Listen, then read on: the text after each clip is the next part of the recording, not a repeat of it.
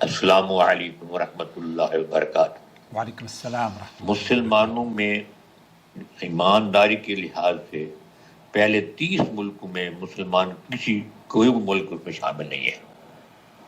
کیا وجہ ہے؟ جبکہ خنزیر کھانے والے مسلمان نہیں ہیں، لیکن جاپان کا نمبر 1 ہے۔ خنزیر کھانے والے اسلام کو تو نہیں مانتے لیکن دنیا میں نمبر 1 ہے۔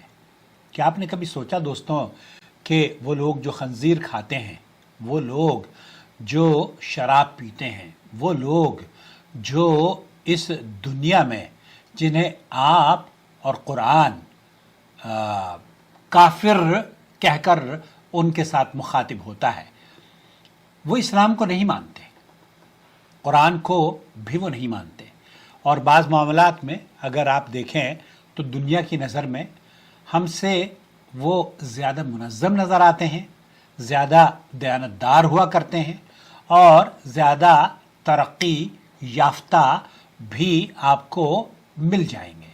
اور دوسری طرف مسلمان جن کے پاس بقول آپ کے قرآن ہے، جن کے پاس بہترین سے اچھے وظیفے موجود ہیں، جن کے پاس سنت ہے، مسجدیں ہیں، مدارس ہیں، علماء ہیں، احادیث ہیں، وہ سب سے میدانوں میں اگر ہم کمپیئر کرتے ہیں تو دنیاوی بہت سارے ایسے میدان ہیں جو کہ آپ یہ سمجھتے ہیں کہ یہ لوگ پیچھے ہیں، حالانکہ حقیقت ایسی نہیں ہے۔ حقیقت اس کے بالکل برعکس آپ کو دکھائی جا سکتی ہے، کیونکہ جو ترقیاں اور جو اچیومنٹس ہوئی ہیں ان میں مسلمانوں کا اہم ترین کردار رہا ہے، اور غیر بھی ان ترقیات کو، ان اچیومنٹس کو تسلیم کرتے ہیں۔ اس سوال کا جواب جو آپ نے پیش کیا ہے وہ اسلام کے خلاف نہیں ہے، بلکہ مسلمانوں کے احتساب میں چھپا ہوا ہے۔ یاد رکھیے، اسلام نے مسلمانوں کو عزت صرف اس لیے نہیں دی کہ وہ اپنے نام کے ساتھ مسلمان لگا لیں، بلکہ اس لیے دی کہ وہ اسلام پر عمل کریں۔ حضرت عمر فاروق رضی اللہ تعالی عنہ کا وہ مشہور جملہ جو آج بھی امت کے لیے مشعل راہ ہے، آپ کیا فرمایا کرتے تھے؟ انا کنا اذل قوم، ہم سب سے زیادہ ذلیل قوم تھے، فاعزنا اللہ بالاسلام، پھر اللہ نے ہمیں اسلام کے ذریعے عزت سے نواز دیا۔ اب یہاں اللہ کے رسول صلی اللہ علیہ وسلم کے جلیل القدر صحابی یہ فرماتے ہیں، بس جب بھی ہم اسلام کے علاوہ کسی اور چیز میں عزت تلاش کریں گے، اللہ ہمیں ذلیل اور رسوا کر دے گا۔ یہ صرف ایک نعرہ نہیں ہے، یہ دوستوں ایک قانون ہے۔ جب اسلام آیا تو عرب دنیا کی کمزور ترین قوموں میں شمار ہوتے تھے یہ لوگ، لیکن جب انہوں نے اسلام کو صرف عقیدہ نہیں بلکہ کردار بنایا تو دنیا کی قیادت ان کے قدموں میں آ گئی، اور اللہ تعالیٰ نے انہیں توحید پر عمل کرنے کی وجہ سے، عقیدے کی اصلاح کرنے کی وجہ سے، غیر اللہ سے اپنا تعلق توڑنے کی وجہ سے دنیا کو نواز دیا۔ محض عبداللہ بن مسعود رضی اللہ تعالیٰ عنہ فرمایا کرتے تھے کہ ہم اس دن سے عزت والے ہو گئے ہیں جب سے ہمیں اسلام نے، یا جب عمر نے اسلام قبول کیا۔ لیکن یہ عزت مال سے نہیں آئی، محلوں سے نہیں آئی، فوجوں سے نہیں آئی، بلکہ ایمان، عدل اور تقوی سے ملی ہے۔ دیکھیے، جب عمر رضی اللہ تعالیٰ عنہ شام جا رہے تھے تو راستے میں پانی آیا، انہوں نے اپنی جوتیاں کندھے پر رکھ لیں، اونٹنی کی لگام پکڑ لی اور پانی میں اتر گئے۔ ابو عبیدہ بن جراح رضی اللہ تعالیٰ عنہ نے عرض کیا، یا امیر المومنین، اگر ہم اہل شام آپ کو اس حالت میں دیکھیں تو کیا کہیں گے؟ عمر فاروق نے کہا، اگر یہ بات تمہارے علاوہ کوئی اور کہتا، اگر کوئی اور کہتا تو میں اسے عبرت بنا دیتا۔ ہم ذلیل تھے، اللہ نے ہمیں اسلام کے ذریعے عزت دی۔ اگر ہم اسلام کے علاوہ کسی اور چیز میں عزت ڈھونڈیں گے تو اللہ ہمیں ذلیل اور رسوا کرے گا۔ یہی وجہ تھی کہ دنیا کے بادشاہ بھی ان سے مرعوب تھے۔ ایران کے مشہور سردار ہرمزان کو جب قیدی بنا کر مدینہ لایا گیا تو اس نے عمر رضی اللہ تعالیٰ عنہ کو مسجد میں زمین پر سوتے ہوئے دیکھا، سرہانے صرف ایک چھڑی تھی۔ وہ حیران رہ گیا اور بولا میں نے تاجدار بادشاہ دیکھے ہیں، لیکن ان میں سے کسی کا رعب میرے دل پر اتنا نہیں پڑا جتنا اس شخص کا پڑا ہے۔ یہ رعب محلوں کا نہیں تھا، یہ رعب کردار کا تھا۔ پھر اسامہ ابن زید کا واقعہ بھی دیکھ لیجئے، جب ایک شخص نے تعجب سے کہا کہ تم ایک بادشاہ کی قیمتی پوشاک پہنے ہوئے ہو، تو اسامہ رضی اللہ تعالیٰ عنہ نے جواب دیا اللہ کی قسم میں تو ذی یزن سے بہتر ہوں اور میرے والد اس کے والد سے بہتر ہیں۔ کیوں؟ اس لیے کہ اسلام ایک آزاد کردہ غلام کے بیٹے کو بھی وہ عزت دیتا ہے جو بڑے بڑے بادشاہوں کو نہیں میسر آتی۔ دوستو، بھائی اور بہنوں، عبداللہ ابن حذیفہ رضی اللہ تعالیٰ عنہ کو دیکھیے، رومی بادشاہ نے کہا عیسائی بن جاؤ، ہم تمہیں آدھی سلطنت دے دیں گے۔ انہوں نے جواب دیا اگر تم پوری سلطنت بھی اور تمام عرب کی حکومت بھی مجھے دو تب بھی میں محمد کے دین سے ایک لمحے کے لیے نہیں ہٹوں گا۔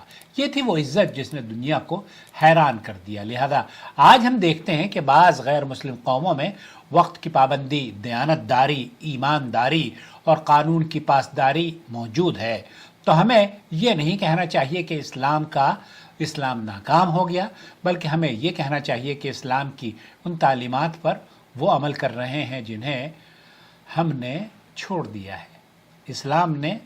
مسلمانوں نے اسلام کو چھوڑا ہے اور آپ کو یہ رسوائی نصیب ہوئی ہے۔ اسلام نے ہمیں سچ بولنا سکھایا، ہم جھوٹ بولنے لگے۔ اسلام نے امانت داری سکھائی، ہم نے خیانت اختیار کر لی۔ اسلام نے عدل سکھایا، ہم نے سفارش اور ظلم کو اپنا لیا۔ مطلب سفارش اور ظلم کا مطلب یہ ہو گیا کہ ایک آدمی اگر آپ کے یہاں کام کر رہا ہے اور آپ یہ چاہتے ہیں کہ اس کی جگہ میرا عزیز اور میرا رشتہ دار کام کرنا شروع کر دے، تو یہ کس طرح کی قوم ہے؟ بہرحال اسلام نے محنت سکھائی، ہم نے سستی جو وہ شہرت ہے اور سستی جو کاہلی ہے اس کو گلے لگا لیا۔ اسلام نے محبت کرنا سکھائی، ہم نے نفرتیں اپنے دلوں میں پنپ لی۔ پھر عزت آپ کو کیسے ملے گی؟ وہ آپ دیکھیں، ابھی ورلڈ کپ آنے والا ہے، ورلڈ کپ کی جب میچز ہوتے ہیں نا، پچھلے دنوں بھی آپ نے قطر میں دیکھا ہوگا کہ پوری دنیا کے لوگ میچ کھیل کر، میچ دیکھ کر اٹھ کر چلے جاتے تھے، لیکن جاپانی کیا کرتے تھے، جن کو آپ اول نمبر پر کہہ رہے ہیں، وہ اپنے جو وہ تھے ڈسٹ بین یا پیکٹس لے کے جاتے تھے اور اسٹیڈیم میں سے کوڑا جو لوگ چھوڑ کے جاتے ہیں وہاں سے وہ اکٹھا کر کے باہر کوڑے دان میں پھینکتے تھے۔ یہ کام آپ کر لیجئے، ترقی دنیا آپ کے قدموں میں ہو جائے گی۔ اللہ تعالیٰ نے قرآن کریم میں ایک آیت ہے نا، بہت خوبصورت آیت، کہ اللہ تعالیٰ تمہارے قدموں میں تم اگر ایمان لے آؤ اور اہل توحید قبول کر لو تو اللہ رب العالمین آپ کو یہ دنیا عطا فرما دے گا۔ وہ کون سی آیت ہے؟ ذرا غور کیجئے، میں یاد کرنے کی کوشش کرتا ہوں۔ وعد اللہ الذین آمنوا منکم وعملوا الصالحات لیستخلفنهم فی الارض کما استخلف الذین من قبلهم ولیمکنن لهم دینهم الذی ارتضی لهم وَلَيُبَدِّلَنَّهُم مِّن بَعْدِ خَوْفِهِمْ أَمْنًا يَعْبُدُونَنِي وَلَا يُشْرِكُونَ بِي شَيْئًا۔ اللہ نے تم میں سے ان لوگوں سے وعدہ کیا جو ایمان لائے اور نیک اعمال کیے کہ وہ ضرور انہیں زمین میں خلیفہ بنائے گا، جس طرح ان سے پہلے لوگوں کو خلیفہ بنایا تھا، اور ان کے لیے ان کے اس دین کو ضرور مضبوط سے قائم کرے گا جسے اس نے ان کے لیے پسند کیا، اور ان کے خوف کو امن سے بدل دے گا۔ وہ میری عبادت کریں اور میرے ساتھ کسی چیز کو شریک نہیں ٹھہرائیں۔ سورہ نور کی آیت نمبر 55 کھول کر دیکھ لیجئے۔ یعبدوننی لا یشرکون بی شیئا، وہ میری عبادت کریں اور میرے ساتھ کسی چیز کو شریک نہیں ٹھہرائیں۔ یہاں آپ ذرا سوچئے کہ ولا تہنوا ولا تحزنوا وانتم الاعلون ان کنتم مؤمنین، کمزور نہ پڑو، غم نہ کرو، اور تم ہی غالب رہو گے اگر تم مومن ہو۔ آپ دیکھیں وعد اللہ الذین آمنوا منکم وعملوا الصالحات، اللہ نے ایمان والوں، نیک عمل کرنے والوں اور خالص توحید اختیار کرنے والوں سے وعدہ فرمایا ہے کہ انہیں زمین میں اقتدار، غلبہ اور امن عطا فرمائے گا۔ تو زمین آپ نے گندی کر دی ہے آپ کے ملک میں اور ہمارے ملک میں۔ آپ دیکھیے تو صحیح، ہر چوکھٹ پر، ہر گلی کے نکڑ پر ایک بت کھڑا ہوا ہے۔ کس شکل میں ہے وہ میں آپ کو نہیں کہتا، آپ جا کے دیکھ لیجئے کہاں کہاں سر آپ کے مسلمان اور ہمارے مسلمان بھائی جھکا۔ غیر مسلم کی بات نہیں کر رہا، محلوں کو دیکھ لیجئے، غیر مسلموں کے محلے ہندوستان میں خاص طور پر بات کرتا ہوں صاف ستھرے پڑے ہوں گے، لیکن غیر مسلموں کے محلے بہت صاف ستھرے ہوں گے۔ وہ غیر مسلموں کے محلے صاف ستھرے ہوں گے اور مسلمانوں کے پان کی پیپ، تھوک اور اپنا کوڑا گھر کا اپنے پڑوسی کے سامنے ڈالنا اس کے لیے فخر اور شرف کی بات ہے۔ جب تک کہ وہ رات کو پڑوسی کو تنگ نہ کر لے اس کو نیند ہی نہیں آتی۔ اللہ ہمیں بھی ہمارے پڑوسیوں کی شر سے محفوظ فرمائے۔ تو ہمیں جو اسلام نے جو عزت ہمیں ملنی تھی، جس وجہ سے عزت ملنی تھی، جب آپ نے اور ہم نے اسی کو چھوڑ دیا تو پھر عزت کہاں ہم تلاش کر رہے ہیں۔ اللہ سے دعا ہے کہ اللہ تعالیٰ ہمیں ایمان والا بنائے، قرآن و سنت پر عمل کرنے والا بنائے، اور ہمیں اسلام کے لیے، اسلام کے ذریعے اللہ تعالیٰ نے ہم سے پہلوں کو عزت دی تھی، لہذا اگر ہم اسلام کے علاوہ کسی اور چیز میں عزت تلاش کریں گے تو اللہ ہمیں ذلیل کر دے گا۔ اس لیے مسلمان بننے کی ضرورت ہے، ایمان لانے کی ضرورت ہے، توحید عمل کرنے کی ضرورت ہے، اور قرآن و سنت پر جب آپ عمل کریں گے تو انشاءاللہ تعالی یہ جو عزت آپ کو درکار ہے وہ آپ کے قدموں میں اللہ رب العالمین ڈال دے گا۔ ٹرائی کر کے دیکھیں۔ السلام علیکم ورحمۃ اللہ وبرکاتہ۔